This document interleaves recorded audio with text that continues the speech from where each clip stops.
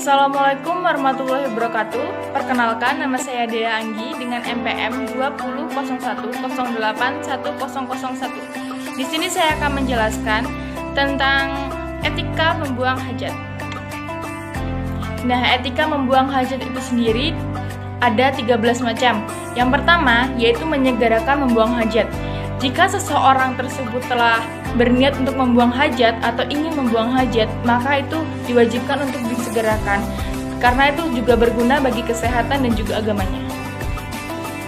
Nah, yang kedua yaitu menjauh dari pandangan manusia di saat ingin membuang hajat. Ini juga termasuk ke dalam salah satu hadis bahwasannya Nabi SAW bila pergi untuk membuang hajat selalu menjauh dari pandangan manusia. Yang ketiga yaitu menghindari 3 tempat terlarang. Yang pertama, aliran air. Kedua, jalan-jalanan manusia. Dan yang ketiga, tempat berteduh mereka. Yang keempat, yaitu tidak mengangkat pakaian sehingga sudah dekat ke tanah. Yang demikian itu supaya auratnya itu tidak kelihatan. Di dalam hadis yang bersumber dari Anas RA, ia menuturkan, biasanya bila Nabi SAW hendak membuang hajatnya, tidak mengangkat atau meninggikan pakaiannya sehingga sudah dekat ke tanah. Yang kelima, tidak membawa sesuatu yang mengandung penyebutan Allah, kecuali karena terpaksa. Karena tempat buang air, WC atau yang serupa merupakan tempat kotoran dan hal-hal yang najis. Dan di situ setan berkumpul dan demi untuk memelihara nama Allah dari penghinaan dan tindakan meremehkannya. Yang keenam, dilarang menghadap atau membelakangi kiblat berdasarkan hadis yang bersumber dari Abi Ayyub Al-Ansari RA menyebutkan bahwasannya Nabi SAW telah bersabda, bila kamu telah tiba di tempat buang air, maka janganlah kamu menghadap kiblat dan jangan pula membelakanginya. Apakah untuk buang air kecil ataupun besar, akan tetapi menghadaplah ke arah timur atau ke arah barat. 7. Dilarang kencing di air yang tergenang atau tidak mengalir, karena hadis yang bersumber dari Abu Hurairah RA bahwasannya Rasulullah bersabda, jangan sekali-kali seorang di antara kamu buang air kecil di air yang menggenang, yang tidak mengalir kemudian itu dibuat mandi. Kedelapan, makruh mencuci kotoran dengan tangan kanan. Karena hadis yang bersumber dari Abi Qatadah RA menyebutkan bahwasannya Nabi SAW bersabda, jangan sekali-kali seseorang di antara kamu memegang zakar atau kemaluannya dengan tangan kanannya di saat kencing, dan jangan pula bersuci dari buang air kecil dengan tangan kanannya. 9.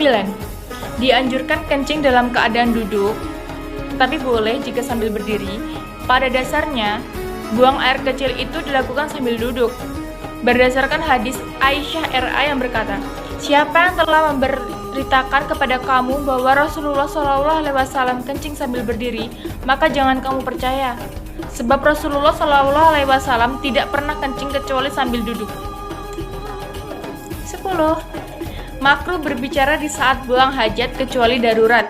Berdasarkan hadis yang bersumber dari Ibnu Umar RA diriwayatkan bahwa sesungguhnya ada seseorang lelaki lewat sedangkan Rasulullah SAW sedang buang air kecil. Lalu orang itu memberi salam kepada Nabi, namun beliau tidak menjawabnya. 11. Makruh bersuci atau istijmar dengan menggunakan tulang dan kotoran hewan, dan disunahkan bersuci dengan jumlah ganjil. 12. Disunahkan masuk ke WC dengan mendahulukan kaki kiri dan keluar menggunakan kaki kanan berbarengan dengan zikirnya masing-masing. Dari Anas bin Malik RA diriwayatkan bahwa ia berkata, adalah Rasulullah SAW apabila masuk ke WC dia mengucapkan, Allahumma inna azubika minal kubusi wal qobais. Ya Allah, aku berlindung kepadamu dari syaitan jantan dan syaitan betina. 13. Mencuci kedua tangan sesudah melakukan hajat. Di dalam hadis yang bersumber dari Abu Hurairah RA diriwayatkan bahwa Nabi SAW menunaikan hajatnya atau buang air kecil, kemudian bersuci dari air yang berada dari sebejana kecil, lalu menggosokkan tangannya ke tanah. Hadis riwayat Daud dan Abu Majah. Demikian etika atau adab buang hajat menurut aturan Islam. Sudah pasti, sebagai muslim, kita tentu ingin mengikuti dan mencontoh suri teladan terbaik umat manusia yang sepanjang masa, yakni Nabi Muhammad SAW. Bismillah, mulailah dari diri sendiri, keluarga, dan sanak famili kita untuk mengubah kebiasaan lama yang tidak sesuai sunnah kepada adab-adab buang hajat yang telah dicontohkan oleh Nabi SAW.